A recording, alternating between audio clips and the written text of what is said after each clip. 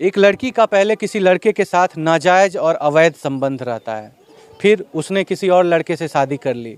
जब शादी करके वो किसी दूसरे के घर में जाती है तो उनकी माँ पूजा की थाली लेकर के दिया जला करके उनका स्वागत करती है कि तुम हमारे घर में आई हो बेटी, हमारे घर को स्वर्ग बनाओगी। वो माँ ये नहीं जानती थी कि ये जो लड़की आज हमारे घर में आ रही है वो हमारे बेटे को खा जाएगी, हमारे बेटे को ख़त्म कर देगी। जी हाँ, आज हम आपको एक ऐसी ही दास्तान सुनाने आए हैं जिसमें एक लड़की ने, अभी शादी के 3 महीने भी नहीं गुजरे थे, और लड़की के साथ ऐसा क्या बात था कि आखिर उसने लड़के को ख़त्म कर दिया। आप सोच करके देखिए, वो लड़की यहाँ पे आती है, ज़बरदस्ती इस घर में लड़ाई झगड़ा करके, इस घर को तबाह करके लड़के को अपने घर ले करके जाती है। लड़का इतना मजबूर हो जाता है कि उसके घर तक जाता है उसके साथ।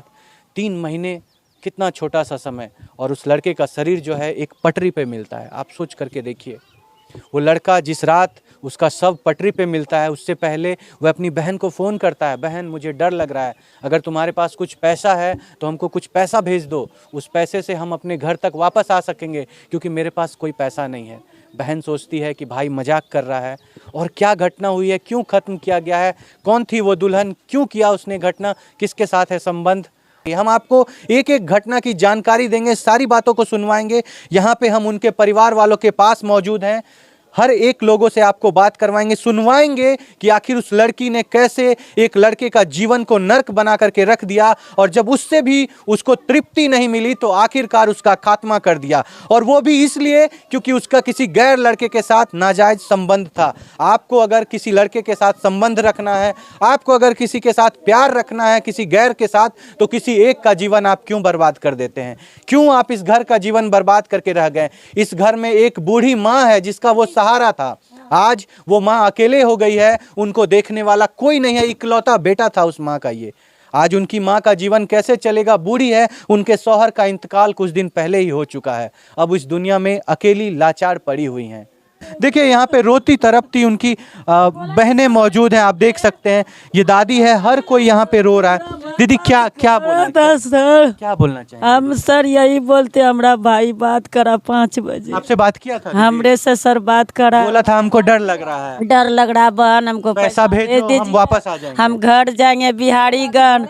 हम बोले भैया कल पैसा भेजेंगे, आज नहीं, आपका जीजाजी दहाड़ गया कमाने के लिए, पैसा नहीं है बहन को, कल भेजेंगे भैया, घर चला आना। कल के ठीक है बहन, ठीक है। अच्छा जीजाजी आप 300 रुपया भेज दीजिए ना, जीजाजी का आप ही 30 रुपया भेज दीजिए। मजाक करा सर, हम सोचे नहीं कि हमारा भाई कोई, वही बात हुआ सर, मेरा भाई को रात के पटरी पर सुता दिया सर, सवेरे अपना भाई को ला करके मिट्टी मिजिल करे सर। ये मौसम मात बहन हमरा कमा करके भाई को पोसा था, टोकरी बेच करके हमरा बहन हमरा भाई सब भाई बहन को पोसता था। ये बहन बचपन में मेरा माँ मर गई, ये फूफू है, वो चाचा है। हम भाई को बहुत कठिन से भतीजा को मार दिया सर, करके घर में सर जाकर रेलवे ट्रैक में दे दिया, बचने के खातिर, सरकार का मुआवजा लेने के खातिर सर। एक बार आया था यहाँ भी हमारा था, हम लोग नहीं थे, खत्म कर दिया आपके बच्चा का, हाँ बचवा को खत्म कर दिया सर। नमस्कार सर, क्या नाम हुआ आपका? मोहम्मद गामा सर मेरा आप नाम। कौन हुए सर उनके? मैं जी उसका। आप ही को उन्होंने फोन किया था कि 300 रुपया भेजिए? जी सर, मुझे फोन किया था कि 300 रुपया भेजिए आप। हाँ। जीजाजी हम बोले कि 30 रुपया आप भेज दीजिए। हाँ। तो इसी मजाक में इस बात को हम लोग लेके चल रहे थे सर। हाँ। लेकिन हादसा ये हुआ, 8 बजे रात में पटरी पर फेंक दिया गया सर। तो हम लोग तो सोचे तिरियापुर का झगड़ा है, इसी प्रकार से हो जाएगा, ठीक हो जाएगा सर। लेकिन सुबह ही 1 बजे रात में, उसका 3 तारीख को 1 बजे रात में फोन आया सीआरपी का। एक बात बताइए सर कि जो आदमी रेल से, क्या वो धज्जी नहीं उड़ जाएगा? बिल्कुल नहीं उड़ जाएगा सर, बिल्कुल उड़ जाएगा, चित्रा जब उड़ जाएगा सर। तो लेकिन हमने हादसा देखे अपने साला का कि उसको चापच से पूरा इसका क्लियर कर दिया सर।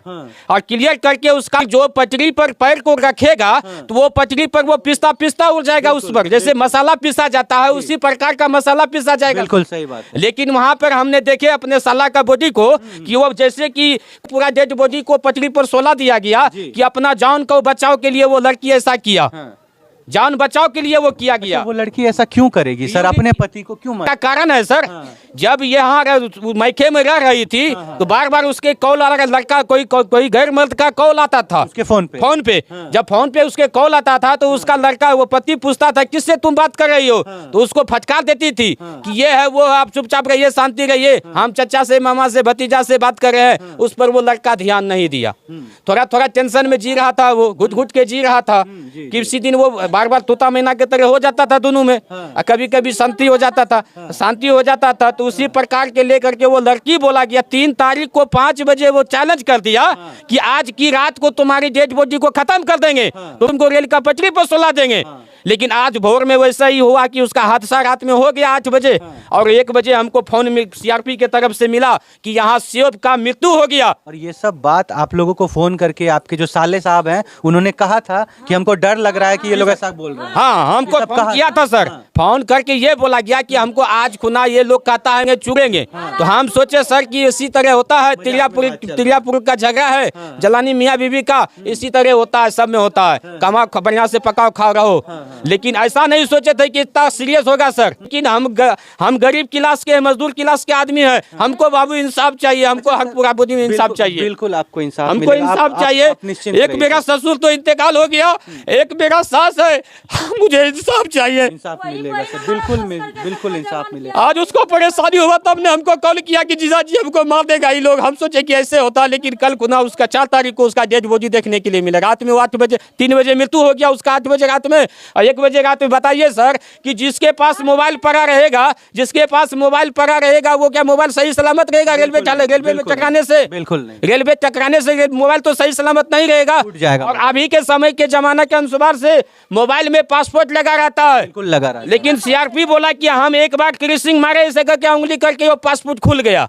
उससे हमने बहस भी किया कि ऐसा नहीं होता है सर, वो तो पैसा लेकर के घूस खा करके सर वो मुंह को बंद किया। आप लोगों को लगता है कि पुलिस पैसा लेके घूस खा लिया उन लोग का इंसाफ नहीं किया, इसलिए हम बोल रहे हैं। अच्छा, देखिए आप खुद भी सोच सकते हैं, जो भी हमारे दर्शक हैं वो सोच सकते हैं इस बात को कि अगर कोई मोबाइल वहाँ पे पड़ा हुआ है उसका पासवर्ड पुलिस कैसे खोलेगी? उन्हीं के बुनियाद पर पकड़ रहे हैं सर, शक के बुनियाद पे मोबाइल को जो बोला कि उसी के मोबाइल से हम आपको कॉल करें, सीआरपी बोला कि उसी के मोबाइल से कॉल किए, तब ने हम ये दिमाग में बात लगाए कि भाई की मोबाइल में तो पासपोर्ट लगा है, फिर ये मोबाइल कैसे खुल गया? इसका मतलब लड़की और सीआरपी दोनों मिला हुआ है। बिल्कुल मिला हुआ है। अच्छा, वहाँ पे लड़की पहले से मौजूद थी? पहले से ही मौजूद थे। हम लोग जब यहाँ से गए डेड बॉडी को जब खबर पड़ा 4 बजे ट्रेन पकड़े बिहारीगंज से कि भोर में पकड़ करके जाने के लिए, तो वहाँ पे देखे कि हम लोग को लाश के पास सटने नहीं दिया। क्यों नहीं सटने नहीं दिया? बोला कि साइड होकर के रहिए, आप अपना साइड होकर रहिए। कि आप लोग गार्जियन हैं और आप लोगों को हम पूरा समक्ष गए, यहाँ से 30 आदमी गए अपने घर से, ये गांव से बिहारीगंज कुस्थान से हम 30 आदमी गए, चचा पप्पा जितना भी था, दीदी बहन मामी चचा सब गए, सब मिल करके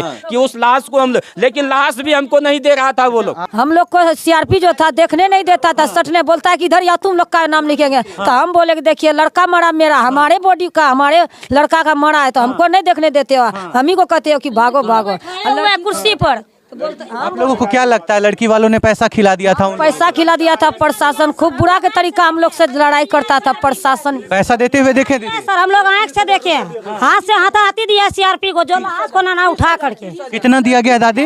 30,000 रुपया दिया। हाँ 30,000 दिया गया था उसको मार को बचाने के लिए। 30,000 रुपया? 30,000। और उसमें पुलिस घूस खा करके वो लोग की तरफ डट के भगाता था कि भागो तुम लोग, भागो भागो। हाँ लिख करके आप लोग को बंद कर देंगे यहाँ पर। लड़की का भाई भौजाई को भी पकड़ा गया था, वहाँ का लोग घूस लेने पर उस सीआरपी ने वहाँ से तो छोड़ दिया उसको, रात में सुबह में छोड़ दिया, भर रात रखा, सुबह में छोड़ दिया।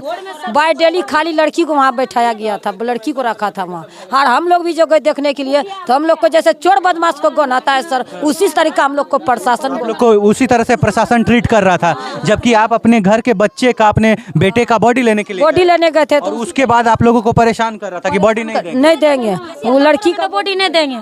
तो हम लोग चुपचाप रहे हैं सर, हम कुछ नहीं हम लोग बोले कि लड़की खुद ये घटना करवाई। हाँ लड़की घटना करवाई है, तो लड़की को कहाँ देंगे बॉडी? लड़की का भाई, लड़की का बाप कोई नहीं था वहाँ। क्या सर? उसका लड़की का जो है कि खत्म उसको घर में किया गया? हाँ घर में किया है सर, और उसके बाद पटरी पे ले जाके सुला दिया गया था सर दिखाने। हाँ लाभ लेंगे सरकार से हम। सरकारी फंड क्या- क्या- में लाभ मिलना चाहिए। वो बोली लड़की जब फेंक देंगे पटरी पर जा करके, फेंकने के बाद में हमको सरकार तरफ से लाभ भी मिल जाएगा, मेरा पति भी चला जाएगा, मेरा लाभ भी मिलेगा। वो पागल में घोषित कर दिया हमारा भतीजा को, सेब आलम को।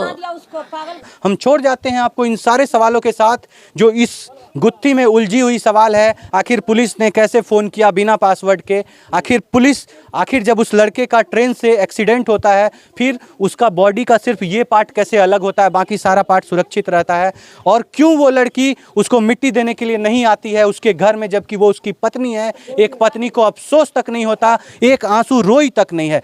इन सारे बातों से आपको क्या समझ में आता है? यहाँ से प्रत्यक्ष आपको ये बात स्पष्ट हो रही होगी कि कहीं ना कहीं से उनका खात्मा करके उनको उस जगह पे फेंक दिया गया। हम छोड़ जाते हैं आपको इन्हीं सारे सवालों के साथ। मिलते हैं आपसे अगले वीडियो में अगले केस के साथ। तब तक के लिए सावधान रहिए, सतर्क रहिए। हम मिलेंगे आपसे अगले वीडियो में। जय हिंद, जय भारत।